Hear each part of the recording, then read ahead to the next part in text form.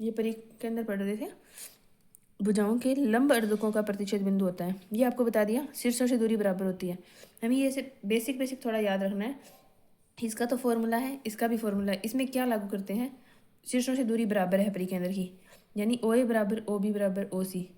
हमें पता है कि हमें निर्देशांक दे रखे हो किसी बिंदु के, जैसे x1 y1 है और x2 y2, तो दूरी होती है रूट x2 माइनस x1 की square plus y2 minus y1 की स्क्वायर, यानी रूट में होता है। तो हम अंडर रूट को हटाने के लिए इनका वर्ग कर देते हैं, यानी ओ ए स्क्वायर बराबर ओ बी स्क्वायर बराबर ओ सी स्क्वायर। अब इनमें से पहले कोई से भी दो, इन दो को ले लो और इन दोनों को अलग बराबर रख लो, तो हमें दो समीकरण प्राप्त हो जाएगी एक्स वाई में। क्योंकि यहाँ से एक्स स्क्वायर और वाई स्क्वायर के पद होंगे, एक्स स्क्वायर और वाई स्क्वायर के पद होंगे, वो कट जाएंगे और एक्स और वाई में एक समीकरण इससे मिल जाएगी और एक्स और वाई में ही एक समीकरण इसमें बन जाएगी, यानी एक्स वाई में दो रेखिक समीकरण प्राप्त होगी, जिनको हल करेंगे तो हमें एक्स और वाई, यानी जो कि हम परिकेंद्र को मान रखा है एक्स वाई, और इनके बिंदु हमें क्वेश्चन में दे रखे होंगे। तीनों शीर्षों के निर्देशांक ये हैं, तो परिकेंद्र ज्ञात करें। माना परिकेंद्र x कोमा वाई है, तो इसकी इनसे दूरी बराबर होगी। बता दिए दो इक्वेशन, इन दो को लो या इन दो को लो, किन्हीं भी दो को लेके सम्मुख रखेंगे, एक्स स्क्वायर वाई स्क्वायर के पद कट जाएंगे और एक्स वाई में दो समीकरण मिलेगी, जिनको हल करने से परिकेंद्र के निर्देशांक ज्ञात हो जाएंगे। समकोण के लिए शॉर्ट ट्रिक है, क्योंकि समकोण में जो कर्ण का मध्य बिंदु होता है वही परिकेंद्र होता है। तो सिर्फ दोनों के मध्य बिंदु निकाल लेंगे, मतलब दोनों के x निर्देशांक में 2 का भाग दे दो और दोनों के y निर्देशांक में, कर्ण के y निर्देशांक में 2 का भाग दे दो, तो मध्य बिंदु आ जाएगा। अब ये देखो लंब केंद्र ज्ञात करने का थोड़ा सा तरीका, ये थोड़ा सा टफ पड़ता है। लंब केंद्र होता है शीर्ष से सामने वाली भुजा पे जो लंब डालते हैं उनका प्रतिच्छेद बिंदु। समकोण त्रिभुज का जो लंब केंद्र होता है वो समकोण यानी 90 डिग्री वाले एंगल पे होता है। अब ये सवाल देखो कैसे ज्ञात करना होता है लंब केंद्र, यही तरीका अपनाना है। ये सामने वाली भुजा पे लंब डालेंगे, ये सामने वाली भुजा पे लंब, निर्देशांक दे रखे हैं त्रिभुज के, हमें लंब केंद्र ज्ञात करना है। तो शीर्ष से लंब डालते हैं, उनका प्रतिशत बिंदु ही लंब केंद्र होता है। अब मान लिया कि इसके निर्देशांक है h कोमा k, इस बिंदु की ढाल ज्ञात कर सकते हैं, इस रेखा की ढाल ज्ञात कर सकते हैं हम। ढाल होता है y2 minus y1 x2 minus x1। इस रेखा की भी ढाल ज्ञात कर सकते हैं क्योंकि निर्देशांक दिए हुए हैं। अब देखो इस रेखा के लंबवत रेखा है ये, इस रेखा की ढाल होगी k माइनस 0 h माइनस 0, और इस रेखा की लंबवत रेखा है ये ए एच, और इसकी ढाल भी होगी k माइनस 3 और अपॉन में होगा h प्लस 1। अब देखो ए बी की प्रवणता y2 minus y1 upon x2 minus x1, इसी तरीके से इसकी प्रवणता निकाल ली। अब देखो दो रूल लगाएंगे, कोई सी भी दो भुजा ले लो, इस भुजा के लंबवत ये है, इस भुजा के लंबवत ये है, या फिर इस भुजा की प्रवणता निकाल के इसके लंबवत ये हो जाता। तो अपन ने लिया है ए बी के लंबवत है सी एच, ए बी के लंबवत है सी एच, तो इनकी लंबवत रेखाओं के लिए होता है m1 इंटू m2, ढालों का गुणनफल -1 के बराबर होता है। तो ए बी की ढाल हमने निकाल ली थी और सी एच की ढाल होगी k माइनस 0 h माइनस 0, तो h और k में एक समीकरण आ गई। इसी प्रकार हम दूसरा देखेंगे कि बी सी के लंबवत है ए एच, या ऐसे भी कर सकते थे ए सी के लंबवत है बी एच, हमें दो समीकरण चाहिए बस। तो इसमें बी सी की ढाल निकाल ली और इसकी आएगी k माइनस 3 h प्लस 1, और h और k में एक और इक्वेशन प्राप्त हो जाएगी हमें। फिर ये समीकरण और ये दूसरी समीकरण है h और k में, यानी दो चरों में रेखिक समीकरण है, इनको हल करेंगे तो h और k का मान आ जाएगा जो कि हमारा लंब के अंदर होगा। तो ये मेथड याद रखना है, इसके लंबवत ये, इसके सामने ये लंबवत क्योंकि ये शीर्ष लंब है, या फिर इस भुजा के लंबवत ये, कोई भी दो को हल करेंगे तो हमें दो समीकरण मिल जाएगी, उनको हल करने से h और k आ जाएंगे।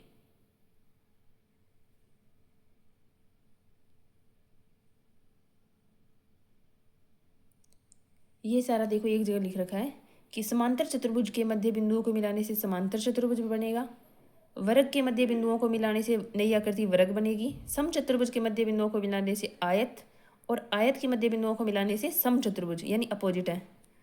अब देखो समबाहु त्रिभुज के लिए केंद्रक, अंतः केंद्र और परिकेंद्र और लंब केंद्र, चारों जो बिंदु है ज्यामिति है वो एक ही बिंदु पर स्थित होते हैं, यानी एक जगह होते हैं।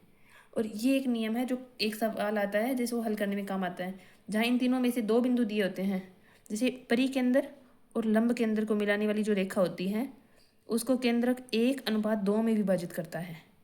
कई बार ऐसा होता है इन दो के निर्देशांक दे दिए, इसको ज्ञात करना है, या इन दोनों के दे दिए, इसको कोई भी दो दे रखे होते हैं, तीसरे के निर्देशांक ज्ञात करते हैं तो इसको काम में लेते हैं कि 1:2 में। जैसे इसको ज्ञात करना तो हमें पता है m1x2 + m2x1 अपॉन में m1 + m2, जहाँ ये होता है m1 और m2 अनुपात। अब ये देखिए, ये माध्यिकाएं हैं सम्मुख भुजा पे, ये त्रिभुज बना हुआ है, तो इसमें लिखा है कि जो माध्यिकाओं का योग है AD + BE + CF, इनका योग अर्ध परिमाप से ज़्यादा होता है, यानी भुजाओं के योग का आधा, यानी अर्ध परिमाप से माध्यिकाओं का योग ज़्यादा है। अब देखिए चतुर्भुज है ABCD, इसके मध्य बिंदुओं को मिलाने से, यानी ये वृग्नन पर में है। यहाँ हमने कहा था समांतर चतुर्भुज के मध्य बिंदुओं को मिलाने से नई आकृति समांतर चतुर्भुज है, जबकि ये पर में कहती है कि कोई भी चतुर्भुज हो उसके मध्य बिंदुओं को मिलाने से जो आकृति बनती है वो समांतर चतुर्भुज होती है। यानी कोई भी चतुर्भुज के मध्य बिंदुओं को मिलाने से समांतर चतुर्भुज बनेगा। अब ये देखिए, ये कोई भी एक आंतरिक बिंदु है, त्रिभुज के अंदर कोई भी बिंदु रैंडम ले लिया, इससे सभी शीर्षों को मिला दिया, तो OA + OB + OC, इसका मान भी अर्ध परिमाप से ज़्यादा होगा, माध्यिकाओं का योग भी अर्ध परिमाप से ज़्यादा होगा। अब ये थोड़ा सा डाउट है मेरे को इसमें, आंतरिक वर्त से बाह्य वर्त पे जीवा की मैक्सिमम लंबाई, यानी वर्त को आंतरिक रूप से स्पर्श कर रहा है कोई वर्त, इस पे जो मैक्सिमम लंबाई की जीवा है, इसकी लंबाई पूछे अगर, तो डायरेक्ट इस फॉर्मूले से याद करेंगे। अगर याद हो जाए तो ठीक है, वरना बहुत कम चांस है, ऐसा सवाल मैंने PYQ में देखा नहीं है, तो इसको याद रखना है। 2√r अंदर है 2 R - r। अब ये देखिए, इनके मध्य बिंदुओं को मिला रखा है भुजाओं के, प्रत्येक चारों त्रिभुज, यानी जो मध्य बिंदुओं को मिलाने से ये पूरा त्रिभुज 4 हिस्सों में बंट गया। ये सारे त्रिभुज एक दूसरे के सर्वांग सम है, यानी चारों टुकड़े एक दूसरे को पूरा पूरा ढक लेते हैं, सर्वांग सम का अर्थ है। तो सर्वांग सम है तो इनका एरिया भी बराबर होगा। अब ये देखिए, ये कोई समलंब चतुर्भुज है जिसमें AB समांतर है CD के, और ये सामने वाली भुजाओं के मध्य बिंदुओं को मिला दिया है, E और F सामने वाली भुजाओं, इसका मध्य बिंदु है ये इसका मध्य बिंदु है। तब अगर पूछा जाए कि ऊपर वाले चतुर्भुज का एरिया उसके भाग में नीचे वाले चतुर्भुज का एरिया, तो इसका तरीका होता है 3A + B अपॉन में A + 3B, यानी ऊपर वाला भाग दिया है तब ऊपर वाली भुजा का 3 गुणा प्लस नीचे वाली सीधी जोड़ी है 3A + B, नीचे वाले चतुर्भुज के लिए ऊपर वाली सीधी A + 3B। याद रखना है, ऊपर वाले भाग के लिए पहले A को 3 से गुणा किया है, नीचे वाले भाग के लिए B को 3 से गुणा किया। इस तरीके से इनको याद रखना है, ताकि अगर A और B का मान भी दे रखा हो संख्यात्मक, तो सीधा सीधा इसमें रखें और अपना उत्तर आ जाए। अब ये देखिए, चाप हमें ज्ञात करनी हो, यानी A से B तक चाप है, AB चाप है, यहाँ अगर कोण थीटा बन रहा है और त्रिज्या r है, तो हम चाप को ज्ञात कर सकते हैं L = r थीटा से। थीटा रेडियन में होना चाहिए। हम जानते हैं कि पाई रेडियन बराबर होता है 180 डिग्री, यानी हमें देखना है 1 रेडियन में कितने डिग्री होगा, 180 डिग्री बटे पाई, और 1 डिग्री में कितना रेडियन होगा, पाई अपॉन में 180 रेडियन। तो हमें बदलना होता है, अगर हमें बदलना है 60 डिग्री को रेडियन में बदलना है, तो 1 डिग्री में हमें डिग्री को हटाना है, तो 1 डिग्री में कितना रेडियन होता है, पाई बटा में 180 रेडियन होता है, यानी डिग्री हटानी है। तो अब देखेंगे π/3, 60 डिग्री रेडियन में कितना होगा, π/3। इसी तरीके से तो ये फॉर्मूला तब लगाएंगे चाप का, त्रिज्या इंटू थीटा, ये कौन थीटा को पहले रेडियन में बदलेंगे। अब देखिए, एरिया बताना है AOB का, इस सेक्टर यानी त्रिज्याखंड का एरिया बताना है, ये आएगा πr के टोटल वर्त का एरिया है, थीटा कोण के लिए आएगा थीटा बटे 360 डिग्री। और अगर ये AB चाप देखनी हो, टोटल चाप है 2πr, तो ऐसे भी देख सकते हैं इसको, 2πr का थीटा का भाग निकालना है, मतलब 360 में से थीटा कोण हो तो कितना अनुपात निकलता है उतना, थीटा बटे 360 डिग्री। ये नॉर्मल सा है, 1 वर्ग फीट में कितना वर्ग गज होता है, 1/9 वर्ग गज, यानी 1 वर्ग गज बराबर 9 वर्ग फीट। वर्ग गज एक बड़ी इकाई है। ये देखिए, ऐसे बता रखा है 3 गोले थे जो समान त्रिज्या के हैं, सफ़ेयर थे, तीनों नीचे हैं, इनके ऊपर एक उतनी ही त्रिज्या का एक और गोला ऊपर की तरफ रखा हुआ है। तो इस ऊपर वाले गोले के जो केंद्र से फर्श पे रखा हुआ है ना, फर्श से ऊंचाई देखनी है ऊपर वाले गोले के केंद्र की। तो इसका ये फॉर्मूला है 2r, क्योंकि इनकी सभी की त्रिज्या r ही है, 2r गुणा में है √2/3 + 1/2। तो इसको सीधा रखे, वरना इसकी कैलकुलेशन करेंगे तो हमें बहुत टाइम लगेगा। या तो ऐसे क्वेश्चन हमें फॉर्मूला याद है, वरना ऐसे क्वेश्चन में हमें ज़्यादा टाइम नहीं लगाना है, क्योंकि पर क्वेश्चन हमें टाइम मिलेगा 150 क्वेश्चन और 150 मिनट। तो हमें उन क्वेश्चन को अटैम्प्ट करना है जो ग्रेजुएशन से थ्योरी वाले पार्ट से आता है, जो सीधे सीधे बन जाते हैं, जैसे ग्रुप थ्योरी से आ रहे हैं। लेकिन कैलकुलेशन में नहीं उलझना है, चाहे वो न्यूमेरिकल एनालिसिस हो, चाहे डिफरेंशियल कैलकुलस हो, जो हमें सीधे आ रहे हैं 1 मिनट के अंदर हम कर सकें, उन्हीं को अटैम्प्ट करना है। इसलिए कुछ क्वेश्चन ऐसे होने चाहिए जिनको हमने रट रखा हो, जिनके हम उत्तर सीधे सीधे, अगर ये क्वेश्चन वहाँ सीधा आ जाए और हमें ये पता है, या यही पूछ ले ऐसे फिक्स, अगर हमें थोड़ा सा भी आइडिया है कि √2/3 था + 1/2 था, तो हमें ऑप्शन में हम पहचान कर सकते हैं जल्दी से। ये तो गलत हो गया यहाँ पे ऐसे ही। इसको देखो, एक घन की भुजा में अगर 50% वृद्धि करें तो क्षेत्रफल में कितनी वृद्धि होगी। ये शॉर्ट तरीका है। क्षेत्रफल, घन का एरिया होता है 6a², क्योंकि 6 फलकों का एरिया।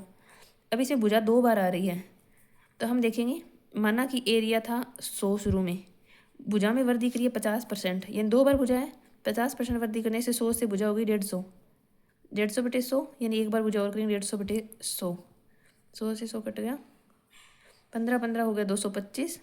अब देखो यहाँ से कितना बढ़ गया, पहले एरिया था 100 और अब एरिया हो रहा है 225, यानी कितने का अंतर आ रहा है 125 का, तो 125%।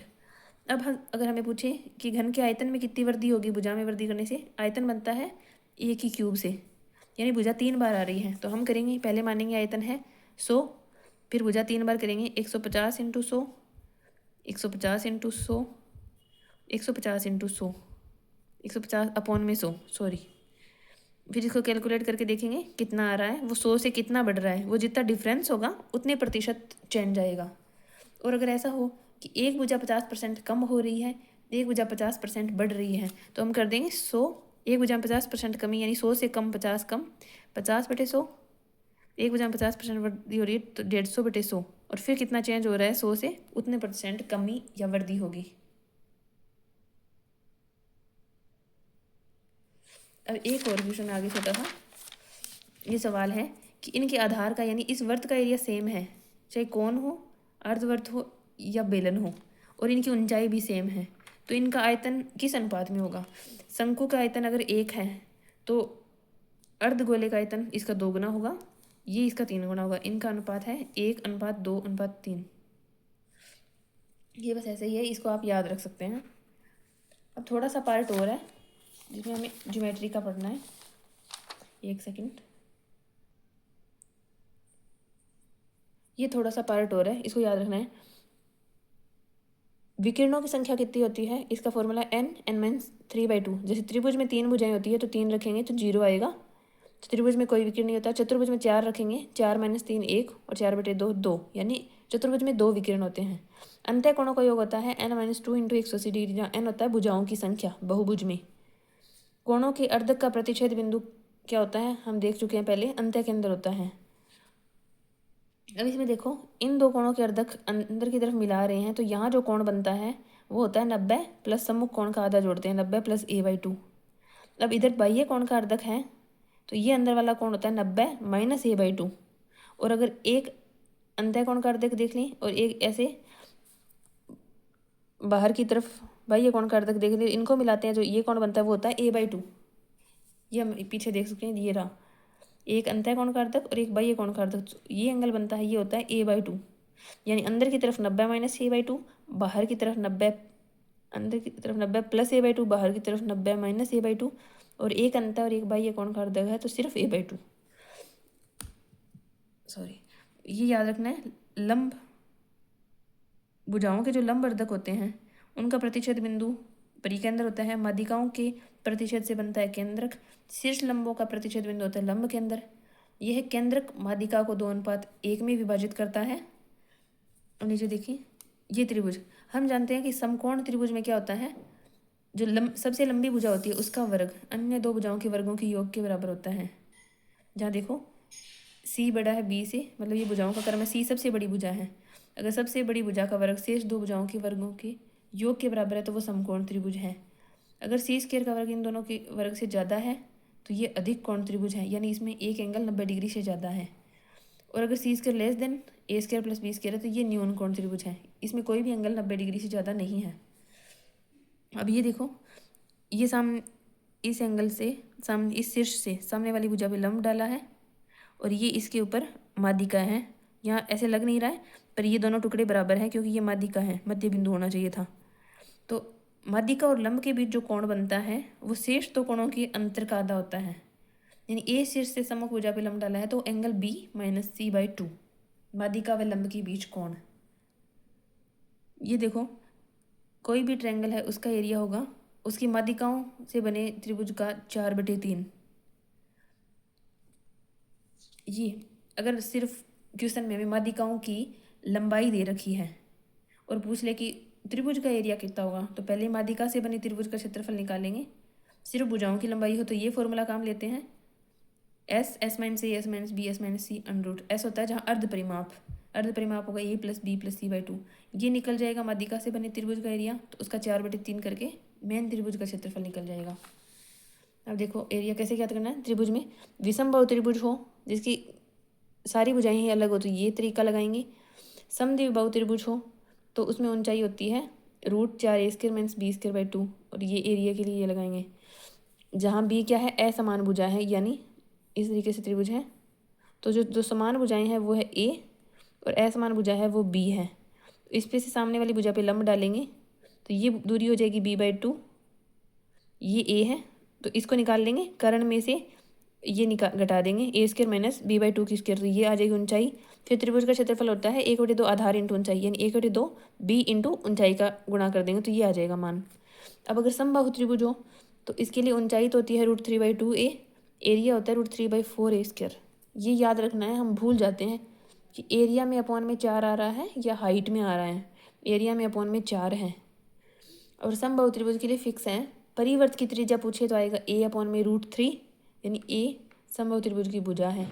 अंतःवृत्त की त्रिज्या पूछे तो a/2√3, यानी इसकी आधी है, a/√3 a/2√3। सीधा सीधा इससे ज्ञात कर सकते हैं समबाहु त्रिभुज के लिए अंतःवृत्त और परिवृत्त की त्रिज्या। यह समरूपता मतलब भुजाएं, संगत भुजाएं समान अनुपात में हो। कोण भुजा यानी साइड एंगल और साइड। लेकिन ये वाली सर्वांग समता नहीं होती, समरूपता तो होती है, सर्वांग समता नहीं होती क्योंकि एक छोटा समबाहु त्रिभुज है एक बड़ा समबाहु त्रिभुज है तो इनके तीनों एंगल समान है, लेकिन ये सर्वांग सम नहीं है क्योंकि ये पूरी तरह ढकते नहीं है। तो ये समरूपता तो होती है लेकिन सर्वांग समता नहीं होती। अब बता रखा है समरूप त्रिभुज में भुजाएं क्या होती है, संगत भुजाएं समान अनुपात में होती हैं। तो मान लिया कि सभी भुजाओं का अनुपात x/y आ रहा है तो उनके क्षेत्रफल का अनुपात आएगा x²/y²। अगर हमें भुजा वर्गमूल में दे दी कि भुजाओं का अनुपात है √x और √y तो क्षेत्रफल उनका वर्ग होगा, यानी x/y। अब देखते हैं चतुर्भुज। समलंब चतुर्भुज में एरिया होगा 1/2 और समांतर भुजाएं, दो भुजाएं समांतर होती है, शेष दो भुजाएं समांतर नहीं होती, यानी ये भुजा समांतर होती है। तो 1/2 समांतर भुजाओं का योग और उनके बीच की दूरी h, ये होता है एरिया।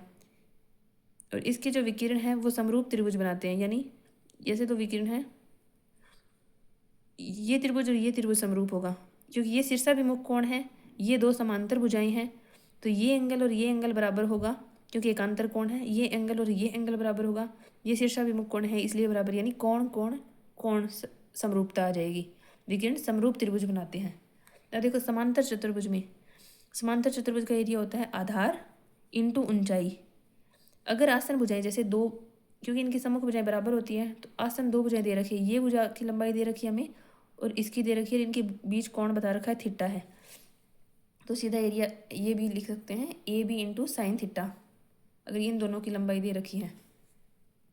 अब बता रखा है ये कोई एक फिक्स क्वेश्चन दिया हुआ था PYQ में जिसमें इन दो भुजाओं के मध्य बिंदु को मिला दिया और इस सम्मुख शीर्ष से मिला के ये ट्रायंगल बनाया है। तो इस एरिया ऑफ ट्रायंगल APQ कितना होगा, पूरे समांतर चतुर्भुज के एरिया का 3/8 पार्ट होगा, 3/8। अगर सेम क्वेश्चन आ जाए तो थोड़ा ऐसे दिमाग में रहे कि 3/8 होगा तो आसानी हो जाती है, वरना इसको कैलकुलेट करते हैं तो हमसे गलती हो सकती है। अब देखिए ये तो लागू होता है कि समांतर चतुर्भुज में सभी भुजाओं के वर्गों का योग दोनों विकिरणों के वर्गों के योग के बराबर होता है।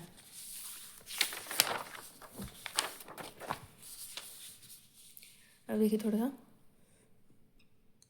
ऐसे ही समचतुर्भुज में भी सारी भुजाओं के वर्गों का योग विकिरणों के वर्गों के योग के बराबर है। सारी भुजाएं ए स्क्वायर है तो चारों भुजाएं 4a स्क्वायर। क्षेत्रफल होता है 1/2 विकिरणों का गुणनफल।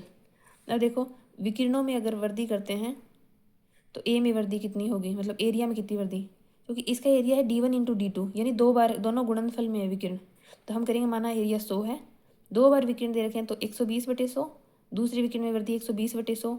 इसको कैलकुलेट करने से आता है 144 यानी 100 से एरिया हो रहा है 144, अंतर कितना है 44 यानी 44% की वृद्धि हो रही है। अब ये देखो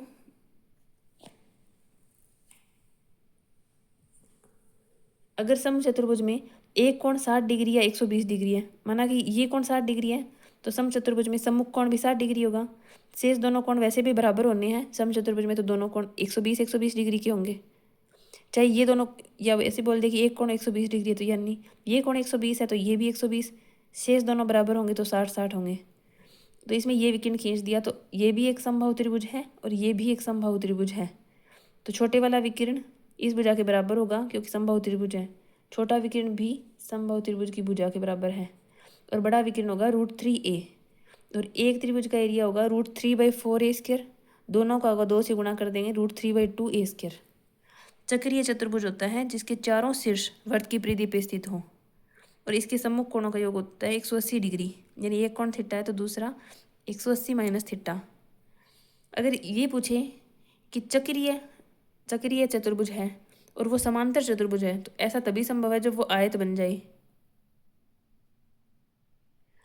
और चक्रीय समचतुर्भुज होगा जो कि वर्ग बनेगा। आयत में विकिरण होता है √L² + b², परिमाप 2 गुणा लंबाई प्लस चौड़ाई, एरिया लंबाई इंटू चौड़ाई। ये देखिए ये हमें पता है a + b की स्क्वायर होता है a² + b² + 2ab। यहाँ हमने कर रखा है लंबाई प्लस चौड़ाई की स्क्वायर। अब देखो लंबाई प्लस चौड़ाई मतलब ये क्या है, परिमाप होता है 2 × लंबाई प्लस चौड़ाई, तो ये हो गया परिमाप का आधा यानी p/2 का स्क्वायर। और इधर लंबाई की स्क्वायर प्लस चौड़ाई की स्क्वायर यानी लंबाई की स्क्वायर प्लस चौड़ाई की स्क्वायर वर्ग कर देंगे तो ये होगा विकिरण का स्क्वायर। ये होगा 2 × लंबाई × चौड़ाई, ये होगा एरिया। तो यहाँ पे मान रखते हैं, यहाँ रखते हैं p/2 की स्क्वायर, यहाँ L² + b² है तो यहाँ रखेंगे विकिरण की स्क्वायर यानी d², और प्लस में 2 × LB यानी 2 गुणा LB क्या है एरिया 2a। यहाँ से 4 इस तरफ जाएगा तो 4d² हो जाएगा, 8a हो जाएगा। तो ये बता रखा है परिमाप विकिरण और एरिया में संबंध। ये आप इसको भी याद रख के कैलकुलेट कर सकते हैं इतना सा कि लंबाई प्लस चौड़ाई का वर्ग a + b की स्क्वायर वो वाला, a + b हर्द परिमाप है p/2, L² + b² है विकिरण का वर्ग, L × b है एरिया। ये है दो जीवाएं आपस में काट रही हैं और हमें बताना है कि इसकी त्रिज्या कितनी है। अगर इन टुकड़ों का मान दे रखा है हमें OA, OB, OC, OD की लंबाई अगर प्रश्न में दे रखी है तो त्रिज्या होगी √OA² + OB² + OC² + OD² और भाग में 2। ये है एक सवाल जिसमें 3 वृत्त आपस में स्पर्श कर रहे हैं, बीच में इतनी खाली स्पेस है और इनके बीच एक छोटा वृत्त बन रहा है और इनको चारों तरफ से छोड़ने वाला एक बड़ा वृत्त बन रहा है। इनकी त्रिज्याएं r है तो छोटे वृत्त की त्रिज्या होगी 2/√3r - r, यानी छोटे की है तो -r। बड़े वृत्त की त्रिज्या है तो 2/√3 और प्लस में r और कर रहा है। अब देखो वर्त में चाप और दोनों त्रिज्या के बीच होता है वो होता है त्रिज्यखंड यानी सेक्टर, और ये होता है जीवा और इसके बीच का एरिया होता है वर्तखंड यानी सेगमेंट।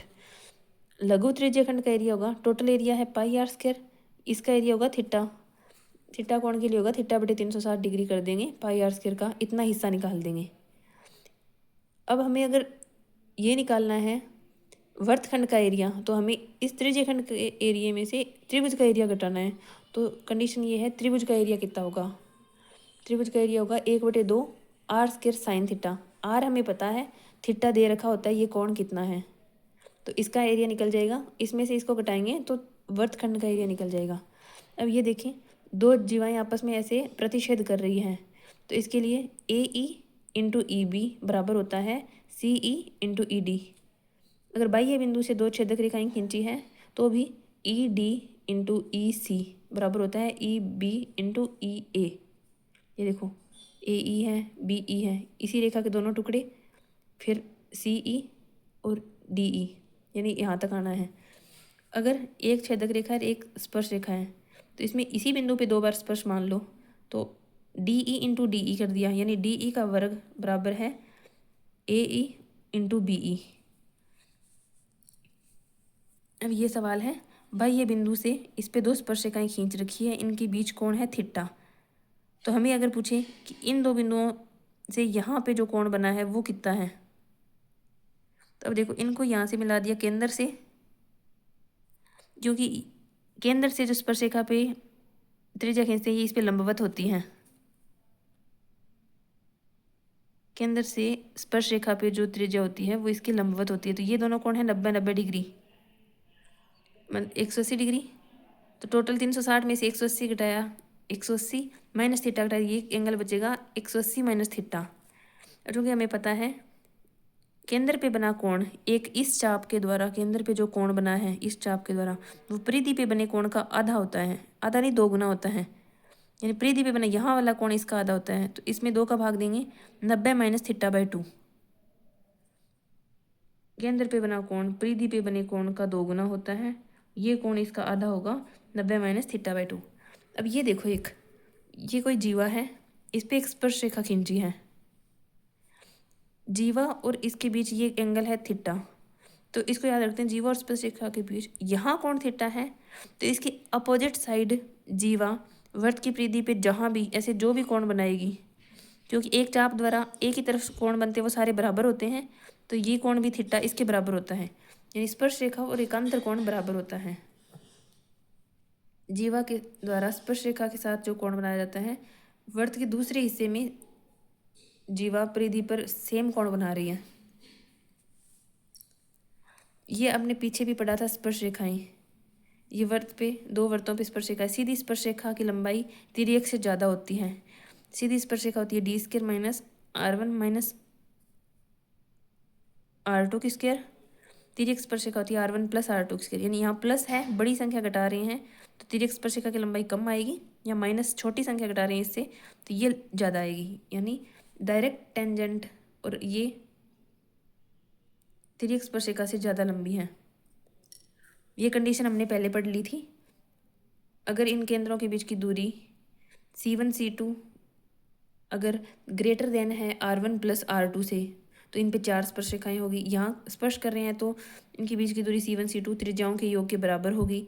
अगर त्रिज्या के योग से लेस कर रहे हैं तो इस पे 2 ही स्पर्श रेखा होगी। अगर मापांक R1 माइनस R2 के बराबर है तो 1 स्पर्श रेखा होगी। अगर इससे भी कम हो जाए तो वृत्त बनेंगे ऐसे, जिसमें एक भी स्पर्श रेखा नहीं होगी। अब देखो थोड़ा शंकु के लिए, कोण के लिए होता है वक्र पृष्ठीय क्षेत्रफल पाई आर एल, संपूर्ण पृष्ठीय क्षेत्रफल होता है pi R are plus L, क्योंकि इसके अंदर नीचे के आधार का एरिया जोड़ दिया गया है pi R square, pi R R square pi R into L.